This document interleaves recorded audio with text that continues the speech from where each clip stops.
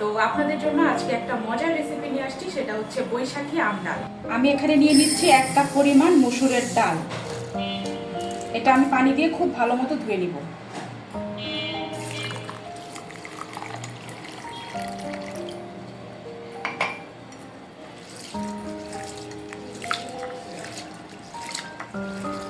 আমরা ডালটাকে 5 থেকে 7 বার পানি বদলে এটা ধুয়ে নিয়েছি পরিষ্কার করে। এখন আমরা 5 মিনিটের জন্য এটা জাস্ট পানি দিয়ে একটু ভিজায় রাখবো।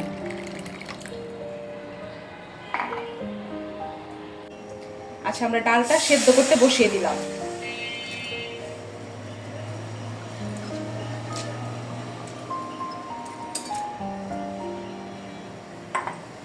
আমি এখন ডালে পরিমাণ মতো পানি দিয়ে এটা সেদ্ধ করতে বসায় দিব। আমি এখানে লবণ দিব সেদ্ধর জন্য। লবণটা আমি 1 চা চামচের মতো দিলাম, আর 1/2 চা চামচের মতো আমি হলুদ গুঁড়া দিব। দিয়ে আমি ডালটা নেড়ে এটা সেদ্ধ করার জন্য বসায় দিব 15 থেকে 20 মিনিটের জন্য। আমি ডালটা ঢেকে সেদ্ধ হওয়ার জন্য রেখে দিব 10 থেকে 15 মিনিট।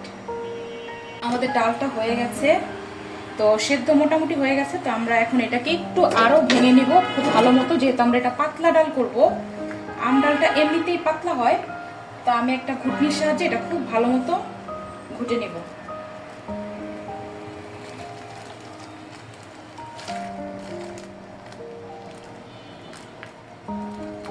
এখন আমরা কাঁচা আমটা অ্যাড করে দিব ডালের মধ্যে।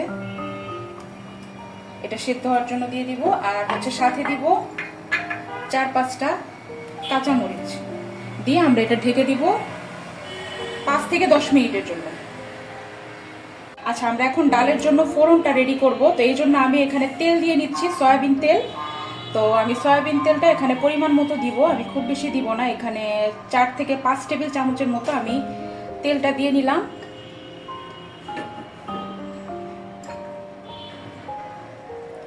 আমি এখানে রসুন দিয়ে দিচ্ছি, রসুনের কোয়া। এখানে মিডিয়াম সাইজের একটা দেশি রসুন আছে, আর হচ্ছে মিডিয়াম সাইজের ছোট ছোট 2টা পেঁয়াজ।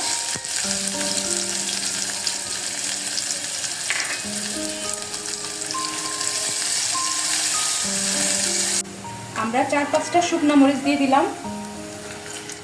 শুকনো মরিচটা আগে দিলে এটা পুড়ে যাইতো, এই জন্য হচ্ছে আমরা একদম পেঁয়াজটা রসুনটা যখন লাল হয়েছে তখন আমরা শুকনো মরিচটা দিয়ে এটা আমরা একটু ভেজে নেব।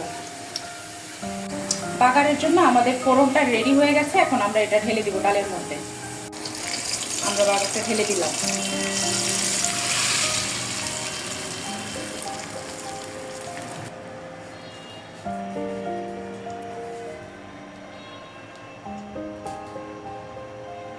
আমি বাগার দেওয়ার পরে আরো 5 মিনিটের মতো আমি এটা চুলায় খুব ভালো মতো জাল দিয়ে নিয়েছি। আমাদের ডালটা একদম কমপ্লিট। আমি এখন এটা চুলা থেকে নামিয়ে নিব।